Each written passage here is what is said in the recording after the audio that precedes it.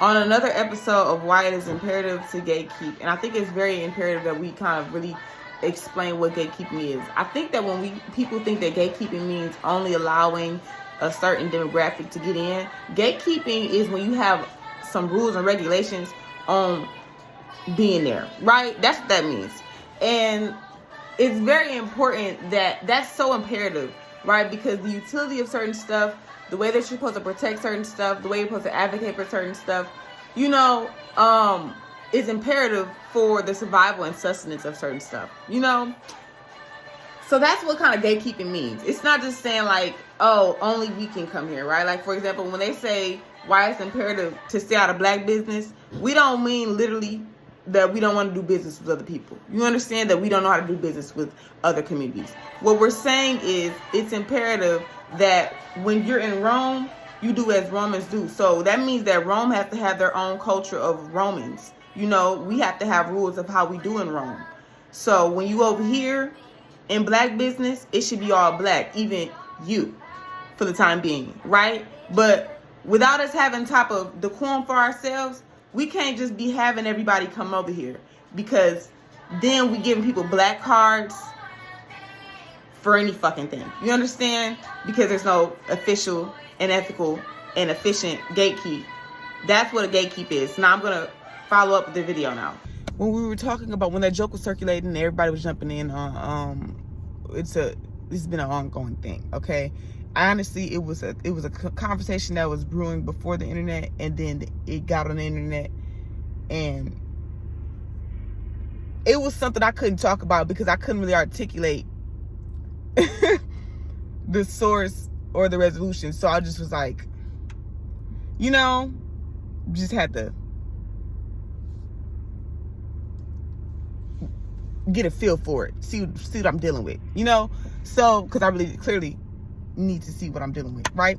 So look, there was a situation where they were talking about how in the songs in hip-hop songs, people are always referencing they always talking about like, we ain't had no food at home, my teacher said I wasn't gonna make it, wasn't gonna beat you. They always recycling that story. And I realized, it got out of hand because it went from a jokey joke of us laughing about like, all right, now everybody ain't dealt with that. Now y'all just saying some shit. You know what I'm saying? But before other outsiders got a hold to the conversation, we had an understanding that this was like, all right, y'all doing too much. Even though we understand the sentiment, right? It's kind of like a cultural thing. We understand that, right? Because it's also something you got to understand. Rap was also from the ghetto. This is important to talk about. It wasn't just in black communities. Rap came from the ghetto. This thing from the ghetto, which is all another thing of why it made it so widespread, and everybody was gravitating to it because it is the ultimate underdog story. That's why, But you know what I'm saying? That became a fucking empire. That's another reason that's important to the story of when we're talking about when you're looking at the contents of hip-hop, right? I'm not just talking about rap, I'm saying hip-hop, all together, and rap, right? It expanded, of course, but we're just talking about the origins because, of course, I said this before, hip-hop was this outlet, rap was this space where stories of the struggle, people of the struggle were expressing themselves in ways that they couldn't normally do so just verbally, just in talking, right? Because whether that be for trauma reasons, right, and you need an artistic way to express to really get into that, or that be for some topics were very dangerous or could cause a lot of issues if just said straight, you know what I'm saying? So you have to say it in a manner that is felt rather than accountable, right? It can be proven, it just can't be accounted for. How about that? So when outsiders, right, today I'm not talking on any specific race, right? I'd have been around the world, I'd have been all around I'd have been all around our country. I'd have been but if you're from the US, if you outside, US big. So, basically it's apparently I've learned that it's abnormal for when we go, our traveling is different. When we go to different states, it's like a whole different world. So I done travel around the world and so you're back to hip hop, right? So the conversation expanded, right, beyond black community, right? And like I said, it was understood. We didn't get too deep in that. It was just a joke, right? We just get on people's head. It was not that serious. But when it expanded, it went from a jokey joke to it went from a haha playful, like you irritating, to a joke of degeneracy, right? A joke of not just degeneracy, of dishonor. Like it expanded to people lying. Now it expanded to being seen, being labeled. I mean, it began to be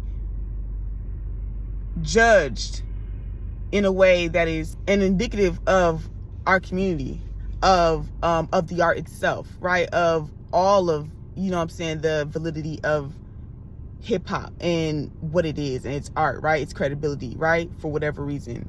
Term black, when you think about who they enacted on the black experience, there's some people that they stripped of their identity and gave them the black experience, right? That experience from chattel slavery birthed a culture that had to be innovated and had to advance and had to protect the demographic of people who were being marginalized, and not just marginalized, who were being literally preyed upon, like not just oppressed. I think it's important. We always talk about oppression. This isn't just oppression. They were preying on these people. Like, it was a sport to hunt them, to turn them into capital. You know what I'm saying? To make money off of this. The point of civilization is to civilize, right? Away from dangerous, crazy shit, right? It's also for business. People always talk about the business aspect. Like, it's because they wanted money. They wanted money. They wanted money. Be fucking for real, okay? I think that I really truly believe, because I really truly believe that sometimes when people have been forced to endure something and experience hardship, sometimes they forget that they don't actually, because when it builds them to be able to be ready for hardship and to be ready for, like, to fight for anything and to survive in survival of the fittest type situations, you know what I'm saying? Survive in jungle situations. I believe that sometimes it can cause them to forget that that's not what they actually want, right? That nobody actually wants to always be on guard. They forget that that's actually, sometimes it can get them stuck to kind of believe that's just the way life is, I guess, in a way, and forget that if that's not what they want, they can create better, they can create different, which is what civilization is a tool for. You know what I'm saying? Not just for business. Okay, so anybody that keeps saying that, I promise you, they probably, we learning how to be nicer. Kinder. Nicer, actually, right? The bad part about utilizing good things for bad is it kind of will cause people to not be receptive to receive it when it is good, when it is right? When you receive something or it's weaponized in a bad way, right? Like civilization only weaponized for business, right?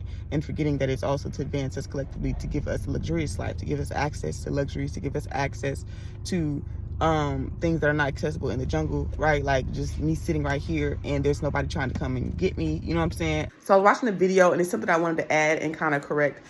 I said that our capacity to civilize is a reflection of our access to civilization.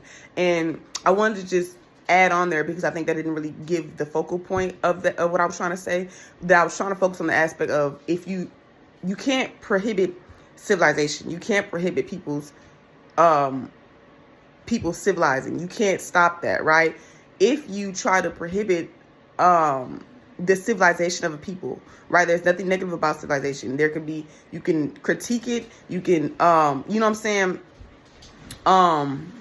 correct it or whatever, all these things, but you cannot prohibit that, right? So when you're actively trying to regress and prohibit the civilization of a people's, you are going to elicit uncivilized behavior. You're literally curate. That's what's gonna, that you are the ingredient that is going to begate the uncivilized behavior.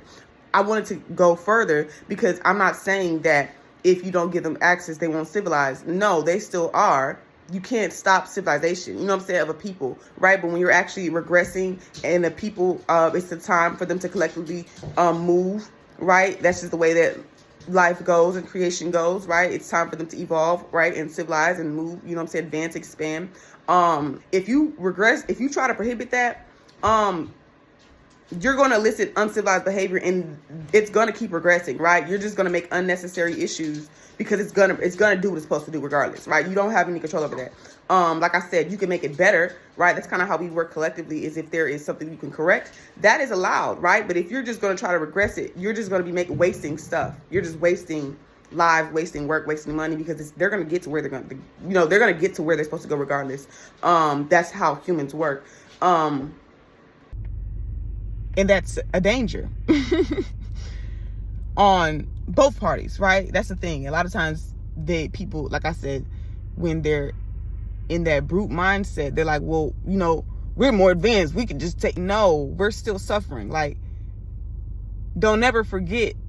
I think that when we think about like our soldiers taking oaths and things, we think of them as just property. And I've seen people joke like that before. I've seen that happen before. And I think it's because we forget that we're not supposed to treat them like that, right? Like, war should be that we should not be so ready. Like, not in the manner of we can't be prepared to send them off.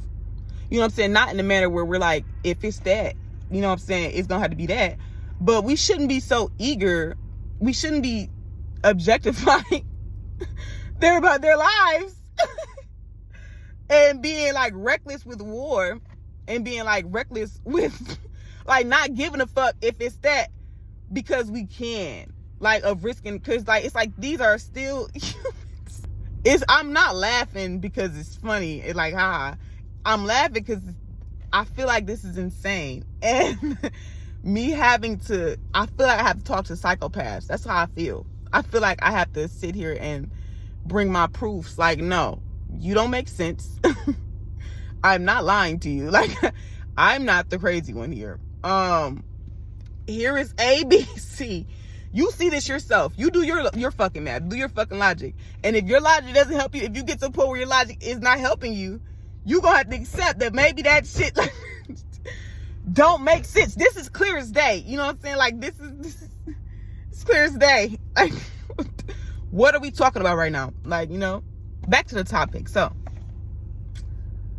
the hip hop, right? So expand it beyond the community, right? And it's important to talk about how hip hop started in the ghetto, because a lot of times with that story of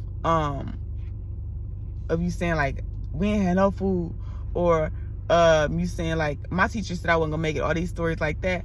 What I came to say, the whole point I was trying to make before I was starting those stories, I was trying to come say, there's so many different stories of the ghetto.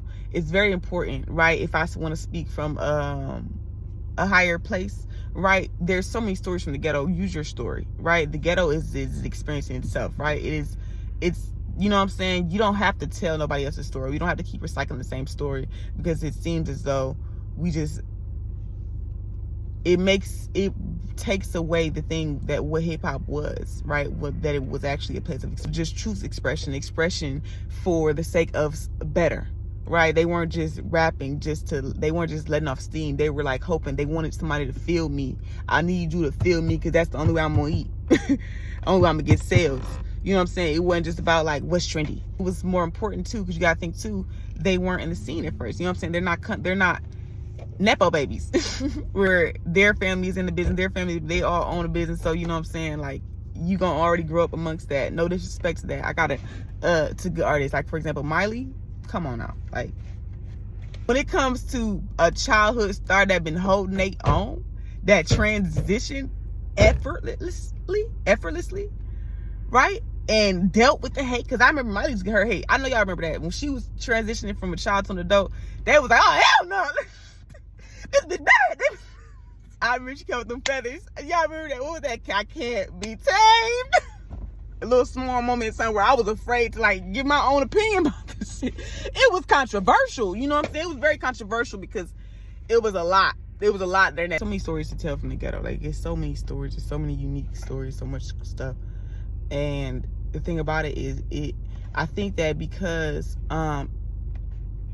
people make it rhyme, people make it seem like people not open it up about really real shit, and that takes work. That actually is not just something easy to do. It's more than just rhymes. That's another sentiment of why there was such a recycled story, because like we can all relate to that one. We're gonna tell that one, right?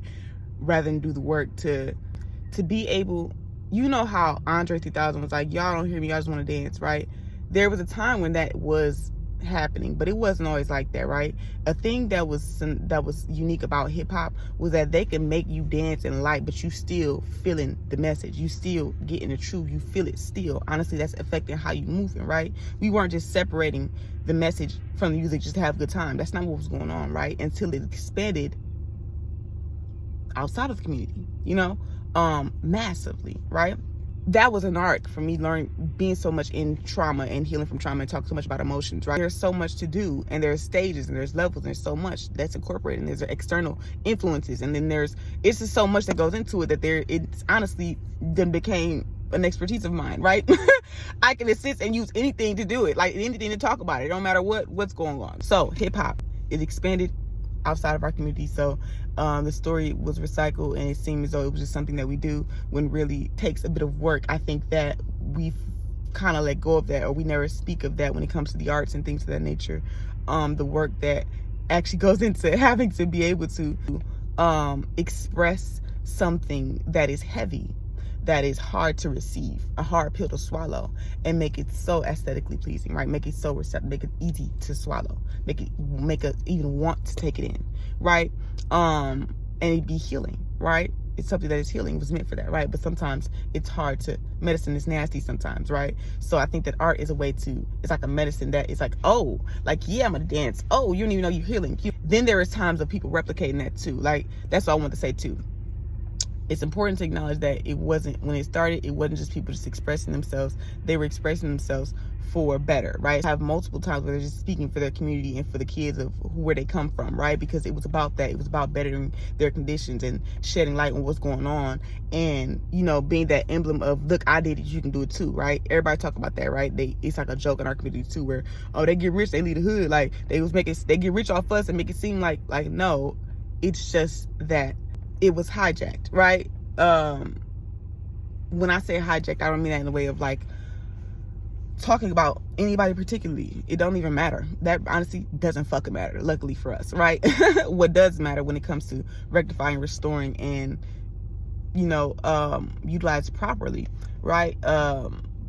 Giving just due, giving restitution to the crime, that rape of such a culture, such a very integral, the heart of a culture, right?